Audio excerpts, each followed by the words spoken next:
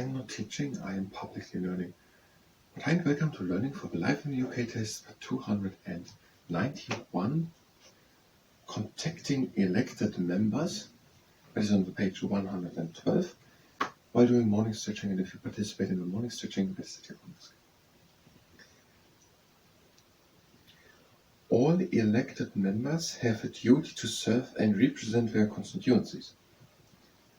So, all the members of their constituency of a region in the United Kingdom, they have a responsibility, they have a duty to serve the people living there and to represent their constituency. You can get contact details for all your representatives and their parties from your local library and from www.parliament.uk. You can get contact details for all your representatives. So the people of Suffolk, they can go to the local library of Suffolk, so it's more than Suffolk, it's to the library, and where we can ask for the contact details of their Member of Parliament, or we can go also to the webpage www.parliament.uk. MPs, Senate members, SMs and members of the Scottish Parliament, MSPS, are also listed in the phone book published by BT. So BT could be a telephone company or something, which are doing telephone networks or something like that, so BT. And they're giving out a phone book, so a book, and where all the numbers are of all the people living there. And people can try to find when the people of the Senate members, this must not Scotland. So the people of the Scottish Parliament, the MSPS, members of Scottish Parliament, MSPS, and the SMs, the Senate members. Maybe it's Wales or something, I don't know. So people can also try to find it in the phone book, the telephone number. You can contact MPs by letter or telephone at their constituency office or at their office in the House of Commons. The House of Commons, Westminster, London, SW1A 0AA, telephone 020-7219-3000. So the people can try to contact the MP of the region in which they live, of their constituency, by writing a letter to the House of Commons with Westminster, London, SW1A 0AA. So that is then written on the letter. And the post knows when if you have written House of Commons, Westminster, London, they have to deliver it to London. And we're driving with the letter then to London to Westminster to House of Commons. And that is in the area SW1A 0AA. And they're going to bring them the letter there. And you can also call 020-7210-3000. No, I think that's the House of Commons then. That would be the office of the House of Commons, but here's their office. So there's a telephone number you can try to call it if you want to call your MP. In addition, many MPs, SMs and MSPS hold regular local surgeries where constituents can go in person to talk about issues that are of concern to them. These surgeries are often advertised in the local newspapers. So the members of Parliament, so we have one of England, the SMS, I don't know, the one of Wales or something like that, and the MSPS, the one of Scotland, the members of Scottish Parliament. They are sometimes also in the local town where they are voted for, and they're doing their surgeries, and these are some meet and greet basically, and the people can go there and talk to them about their matter of concern and tell them, I want different nuclears. And sometimes they are advertised in local newspapers, so people can buy a local newspaper, and then on some page they're standing, Member of Parliament is coming, and you can talk to them if you have an issue, something like that. Okay, so if you want to contact the elected members, you can look in your local library if they have the number there or something, or the contact details, and you can look also on the page www.parliament.uk. .uk, and they are oftentimes also listed in the phone book. And then you can write to the House of Commons, which is House of Commons, Westminster, London, SW1A088, or you can call 02072193000. And oftentimes you can also try to find if you can also meet them when they are in your local town, and that is often advertised in newspapers, and you can go there and tell them what's your matter or concern. Now, that were the contacting elected members. And the next part, we're going to start to look if we understand all the things of the chapter. That would be the chapter. The British Constituency, but I think also the development of British democracy, so something like that, about the Constituency and the British development of the British democracy. We're going to answer in the next parts of it, so if you're just here for checking if we had to understand the chapter, you're going to go directly to the next chapter. If not, you can, at your own risk, participate in the morning stretching. Then we'll extend the part, and we're breathing in and going down. And breathing out. Breathing in. And out. Again in. And out. And again. And out. And again. And out. In. And out. And for last round, breathe in. And out. And in. Out. Breathe in and cross the legs. And out.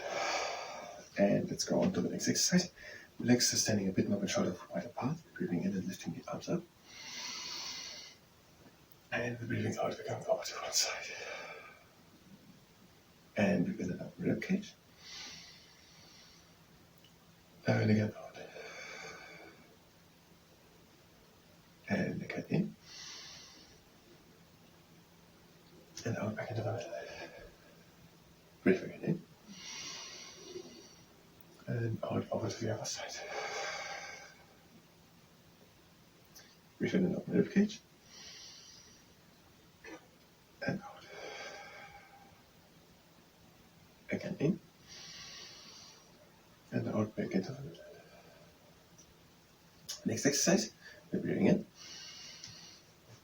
And out, one hand slides down the leg and the other one stays down. And breathe in. And out, we're taking one arm over. And breathe in and out, rib cage. And again out. And again in. And out, back into the middle. And breathe in. And out, one hand slides down the leg, and the other shoulder stays down. And breathe in. And out, taking the arm over. Breathe in and out, rib cage. And out. And again in. And out again. Now the next exercise, the aeronautical robotic aeroplane. The feet are standing together and we're lifting the arms up. And we're breathing out and one hand comes down. And breathe in and reach to both ends. And out. And again in. And out, one hand comes down. Breathe in and reach. And out. And another round, breathe in. And out, one hand down. Breathe in and reach. And out. Breathe again in. And out for last time, a hand down. Breathing in and reaching. And out. Now the legs are standing wide apart. We're breathing in. And out and we're hanging down. And we're only helping to come deeper down by breathing deep in through the nose into the chest. And by breathing out through the mouth. Again, in. And out. Again, in. And out. And again, in. And out we're going over to one leg. Breathe again in. And out. Again in.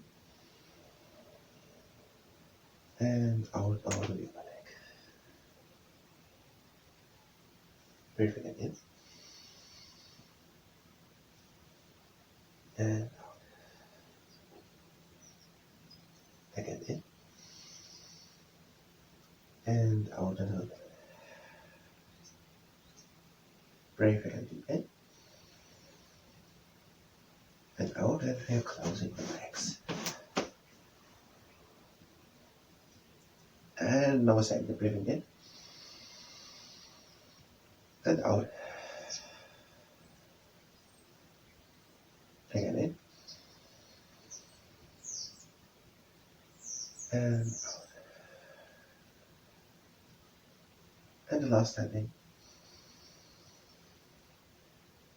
And out, we're coming slowly up with our back, making it the top of the backwards shoulder. Now, a closing exercise. We're breathing in. And out. And again in. And out. Again in. And out. Again in. And out. Now breathe close the legs. And breathe out. So, we have them now all. The 39 steps, 1935, Sir Alfred Hitchcock. Brief Encounter, 1945, Sir David Lee. The Bells of St. Julian's, 1954, Frank Launder. And there was one other, The Third Man, Carol Reed. Third Man, Carol Reed. And then 1962, Lawrence of Arabia, Sir David Lean, and 1969, Woman in Love, Ken Russell. In 1973, Don't Look Now, Nicholas Roeg, and 1981, Chariots of Fire, Hugh Hudson, and 1984, The Killing Fields, Ronald Jeff, and 1994, Four Weddings at a Funeral, Mike Newell, and Touching the Void 2003, Kevin MacDonald. Now, and the landmarks, we had the Big Ben, we had Eden Project, and the Giant's Causeway, and no, we had and Loch Lomond and the Trossachs National Park. Loch Lomond is west of Scotland. West of Scotland. Loch Lomond, west of Scotland. I should look at the map again. It's easier. Now we're having the London Eye, a Ferris wheel which is standing in London, and it was built for the millennium in the year 2000. But it's still an important feature also of the skyline of London. And it's an important part of the New Year celebration. It's 440 feet tall. So London Eye. It's on the southern bank of the River Thames. London Eye. If you're asking what's the Ferris wheel or what is the London Eye, so we have to know it's this thing. People can go on it and drive around. And it was built for the 2000 millennium. But it's still used. And it's an important part of the New Year. Do we ask what is an important part of the New Year celebration? But okay, and I think that's it. I thank you very much, and until the next time.